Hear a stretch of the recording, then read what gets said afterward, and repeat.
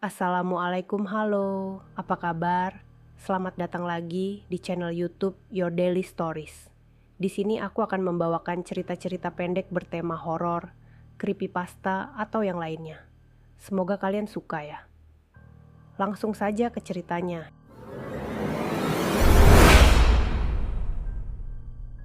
Cerita ke-14. Jelangkung di malam purnama.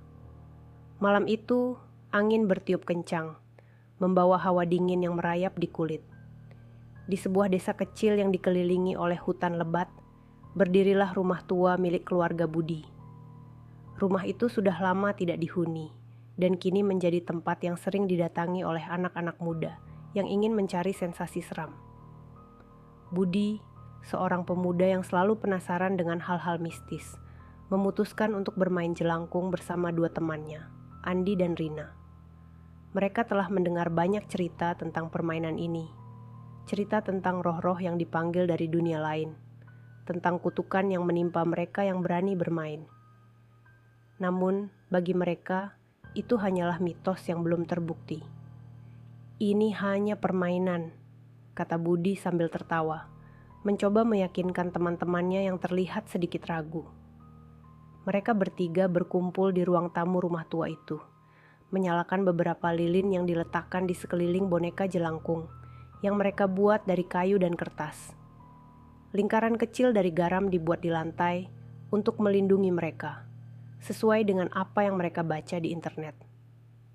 Dengan hati-hati, Budi mengambil pensil dan menempatkannya di tangan boneka jelangkung. Jelangkung, jelangkung, datang tak dijemput, pulang tak diantar.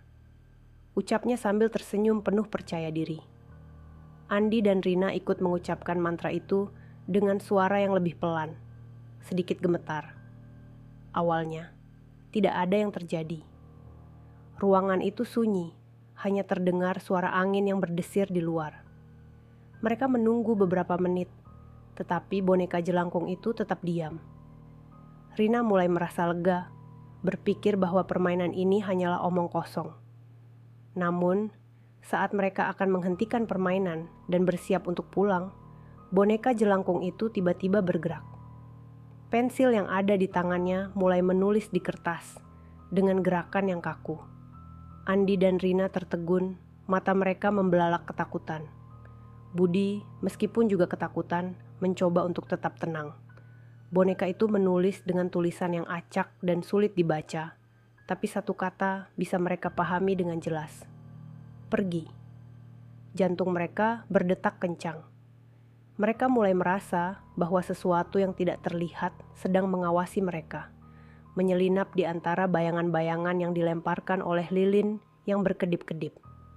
Rina, yang sudah sangat ketakutan, mencoba berdiri dan meninggalkan lingkaran garam.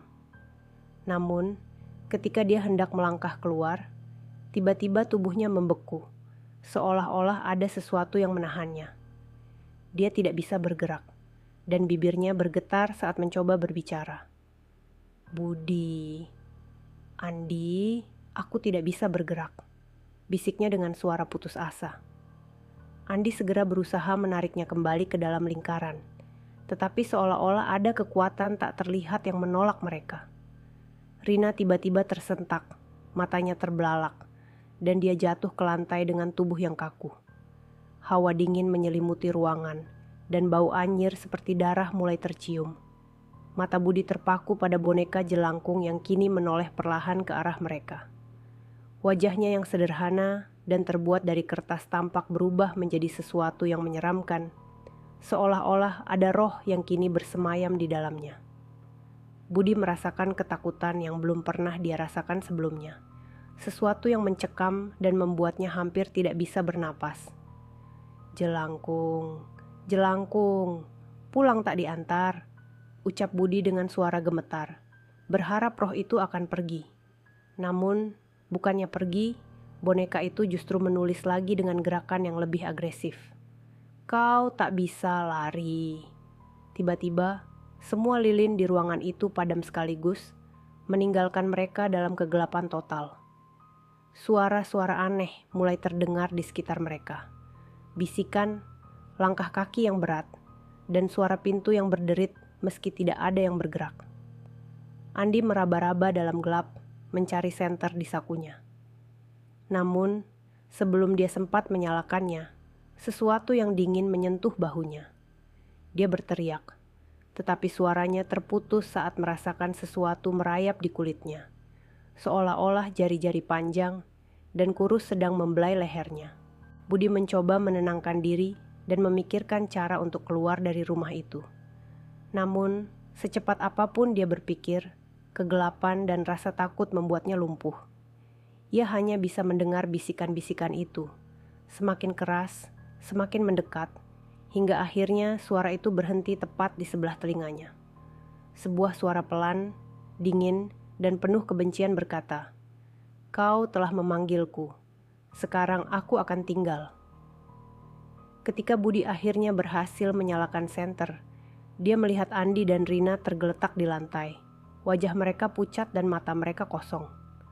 Namun, yang paling menakutkan adalah bayangan yang bergerak di sudut ruangan. Bayangan seorang pria tua dengan mata merah menyala, menatap Budi dengan senyum yang bengis. Tanpa berpikir panjang, Budi melompat keluar dari lingkaran, berlari sekuat tenaga menuju pintu keluar. Saat dia membuka pintu, angin kencang menerpanya, hampir membuatnya terjatuh. Dia berlari tanpa henti, meninggalkan rumah tua itu dan segala teror yang ada di dalamnya. Esok paginya, Budi ditemukan oleh penduduk desa di tepi jalan, tergeletak pingsan dengan wajah yang ketakutan. Ketika dia sadar, dia tidak bisa mengingat dengan jelas apa yang terjadi di dalam rumah itu. Hanya ingatan samar tentang boneka jelangkung yang hidup dan sosok menyeramkan yang mengikutinya. Andi dan Rina tidak pernah ditemukan. Mereka hilang tanpa jejak, seolah-olah ditelan oleh kegelapan malam itu. Budi tahu bahwa dia selamat, tetapi ada sesuatu yang selalu mengikutinya sejak malam itu. Sesuatu yang hanya bisa dilihat di cermin, di bayangan-bayangan, atau saat malam turun, dan dia mendengar bisikan-bisikan aneh. Dan setiap kali dia mendengar suara itu, dia tahu bahwa permainan belum benar-benar berakhir, karena roh yang dipanggil oleh jelangkung itu tidak akan pernah pergi begitu saja. Ia akan terus mengikuti, menunggu saat yang tepat untuk menuntaskan apa yang telah dimulainya. Sekian cerita kali ini, sampai jumpa lagi di cerita berikutnya.